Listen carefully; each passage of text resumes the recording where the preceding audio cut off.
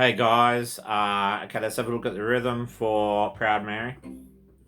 It's really important to get that two, and then chuck, and then single, then another two strums, and then chuck, and then a single, and then two strums, chuck, then single. So we end up with 1, 2, chuck, 1, 2, 3, chuck, 1, 2, 3, chuck. So when I'm doing the three, I start with an up. 1, 2, 3, chuck. Because then my downstroke is going to make sense with the chuck. Really important to get that really solid sort of rhythm happening, because this is our template for the base of the song. Like, it really is important. So let's have a look at how that starts, and we're going to go through the chords. So you'll notice when we get to the A, the pattern is still the same. It's like 2 and then it's 3. And then when we go to the B minor,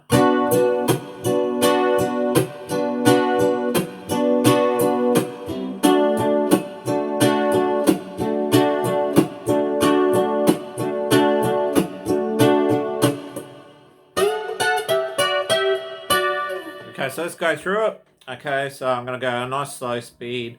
I'm just going to start the rhythm over and over again. I'm going to play it for 4 lots of D, and then I'm going to stop and start it again. It's really important to get the start right.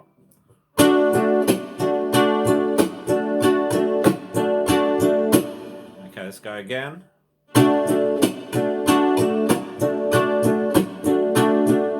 Let's go again.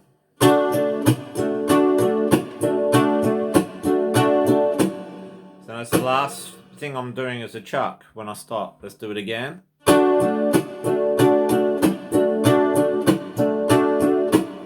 That chuck is really important to make sure that your fingers are lightly touching all the strings.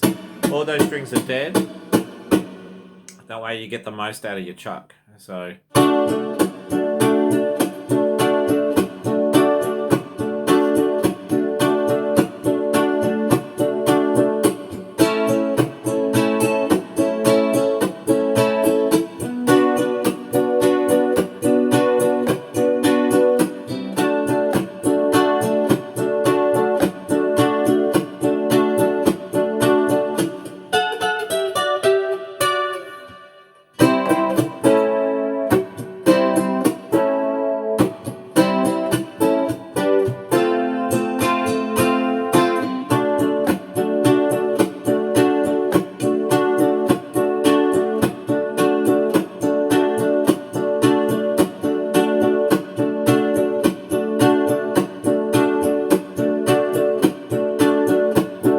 A's coming up.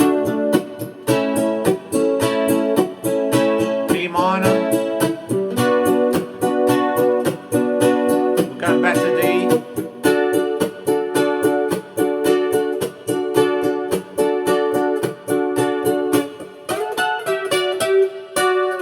So you can choose to do your final D for the chorus here, so that way you're pretty close to where that run is. Or you could do it here and then do the run. It's up to you where you play the D. You play the D like this. It still has that same effect.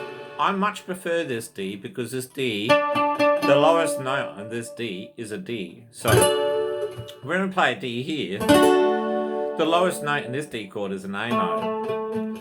So, when it comes to the sound, the root note is always the best to have as the base of your chords. Doesn't really matter what instrument you're on, it's always the way. When you start doing other notes in the chord as the root note or as the bass note, you start introducing harmony notes and stuff like that, because it might be the major or minor third or the fifth.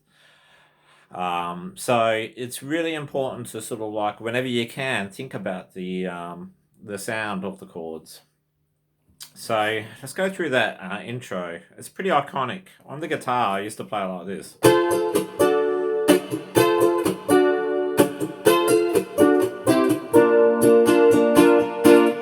And it was like really easy because it's all just like the same chord down the neck. So easy to play.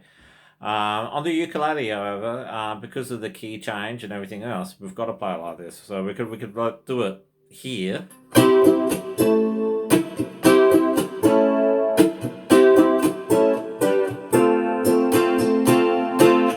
Or we could do it here.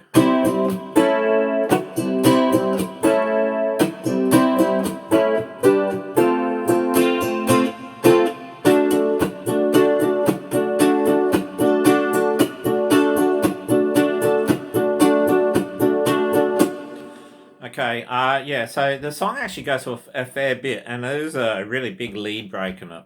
It's quite detailed. I have played around with that lead in the past, probably a few years ago.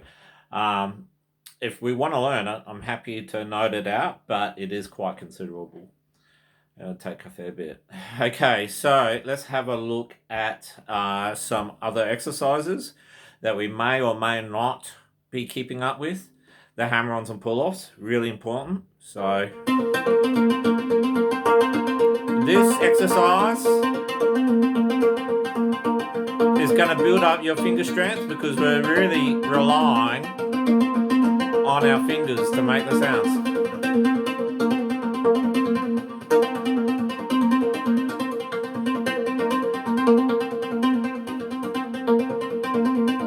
And that is just 3 and 5. I'm just using each finger for 2.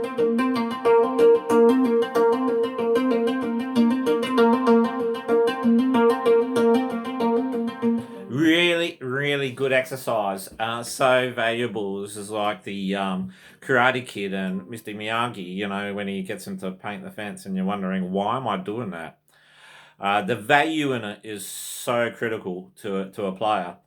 Because what do we rely on when we play? We rely on our fingers being able to move on demand. So exercises like this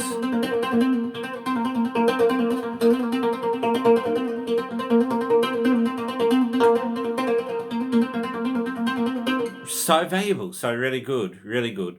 So guys, be sure to not drop your hammer-ons and pull-offs as part of your practice.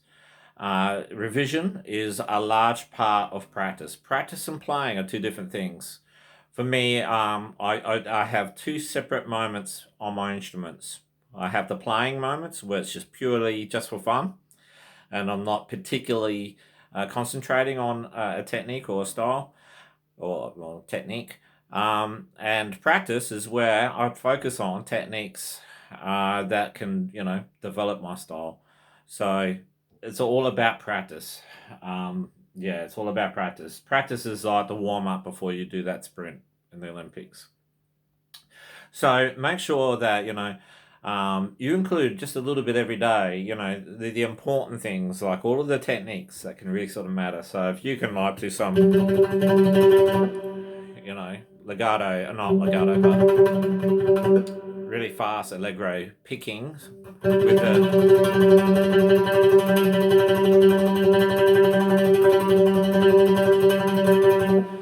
that's a good thing to do. And if you want to do your hammer-ons and pull-offs, do your hammer-ons and pull-offs.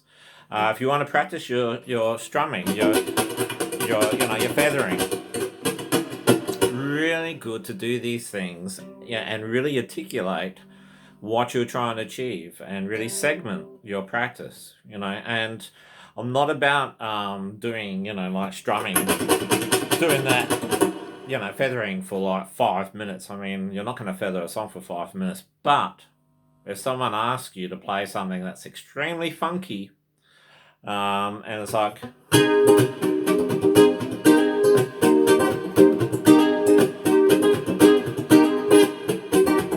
now you can imagine playing something funky where there's a lot of strumming, a lot of that percussion sort of element happening, that it's going to wear you out. So learning how to feather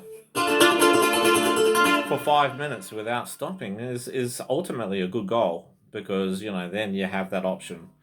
Ideally, you'll never use it in, you know, a whole 5 minute set, but there is some funky songs out there, like Get Lucky by Daft Punk, where it goes for 4 minutes, and it's a constant. It's a constant. So you really do need to develop that light finger approach. Anyway, guys, I'm keeping this video to 10 minutes. I'm going to post it now, and I'll be posting another one over the next few days. Catch ya.